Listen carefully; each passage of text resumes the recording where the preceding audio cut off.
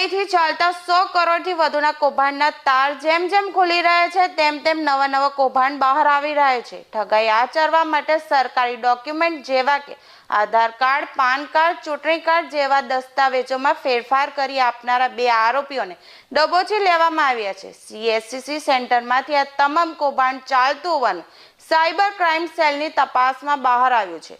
Cyber crime cell પોલીસે આધાર card, ચૂંટણી card સાથે જેવા ચેડા કરનાર 2 આરોપીઓને ઝડપી પાડ્યા હતા। બંને આરોપીઓને વરાછાના રચના સર્કલ પાસે આવેલી ગાયત્રી સોસાયટીમાંથી ઝડપી પાડ્યા હતા। આરોપીઓ આધાર કાર્ડ, ચૂંટણી કાર્ડ જેવા ડોક્યુમેન્ટમાં ચેડા કરી ખોટા દસ્તાવેજો બનાવતા હતા। આરોપી ભાવેશ કુમાર મગનભાઈ ગજેરા અને પ્રતિક કાંતિભાઈ કોલડિયાને ઝડપી પાડવામાં આવે છે। હાલ બંને આરોપીઓને વરાછા પોલીસને સોંપવામાં આવ્યા છે। તેઓની વધુ પૂછપરછ હવે વરાછા પોલીસ દ્વારા કરવામાં આવી રહી છે।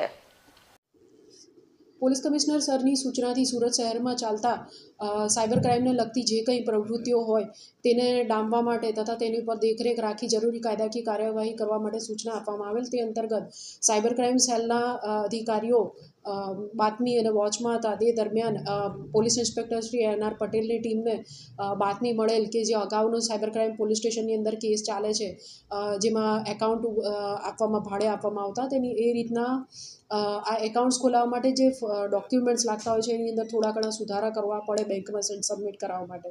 તો એ પ્રકારની જે કામગીરી છે એ વરાછા વિસ્તારમાં રચના સર્કલ પાસે આવેલી ગાયત્રી સોસાયટી પાસે એક સોસાયટીમાં એક ઓફિસ છે ત્યાં ખાતેથી કરવામાં આવે છે। આ બાતમીના આધારે તારીખ 20ના રોજ સાયબર ક્રાઇમ સેલની ટીમ દ્વારા ત્યાં જઈને આરોપીઓની પૂછપરછ વગેરે કરવામાં આવેલ તથા જે સાધન સામગ્રી ત્યાંથી મળી આવેલ તેની જાંચ કરતાં સાયબર ક્રાઇમ સેલ તરફથી સરકાર તરફે ગુનો દાખલ કરવામાં આવેલ છે।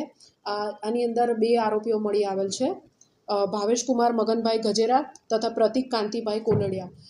ભાવેશ ગજેરા જે છે એ CSC સેન્ટર ધરાવે છે, જે આધાર કાર્ડની અંદર સુધારો કરવાની કામગીરી કરે છે। એના ઉપરાંત સરકારી કામકાજ જે હોય, કોઈના રેશન કાર્ડ સુધારવા તે એ જે પ્રકારની કામગીરીઓ એ કરે છે। ભાવેશ જે છે એ આધાર કાર્ડની અંદર સુધારો કરવા માટે એક જેને ડાઈ કહી શકાય કે એક પહેલેથી ફોર્મ બનાવેલું હોય જેને આધાર કાર્ડના કાં તો બીજા કોઈ પણ ડોક્યુમેન્ટના ફોર્મમાં સુધારવા માટે એને ફોટોશોપથી પેસ્ટ કરીને એક ફરજી ડોક્યુમેન્ટ જેવું બનાવે છે।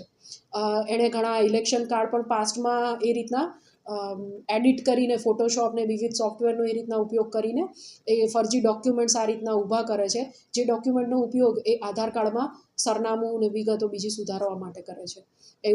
એવું પ્રાથમિક તપાસ દરમિયાન જણાઈ આવેલ, જે આધારે સાયબર ક્રાઇમ સેલ દ્વારા ગુનો દાખલ કરવામાં આવેલ છે। ભાવેશનો લગભગ 2-3 વર્ષથી આ ધંધો ચાલે છે અને CSCનું એની પાસે જે ID હોય સરકારી એ પરીક્ષા એણે પાસ કરેલ છે એવું પ્રાથમિક તબક્કે જણાવ્યું હતું, એટલે એ આ કામગીરીનું એની પાસે CSC ID અને સર્ટિફિકેટ વગેરે મળી આવ્યું છે। હાલ આ જે તપાસ છે વરાછા પોલીસ સ્ટેશન ખાતે આપવામાં આવેલ છે। આગળની જે કાર્યવાહી છે એ ત્યાંથી જે પોલીસ ઇન્સ્પેક્ટર શ્રી રિમાન્ડ મેળવેલ છે તેઓ આમાં જે જરૂરી કાર્યવાહી છે આગળથી કરવાની છે।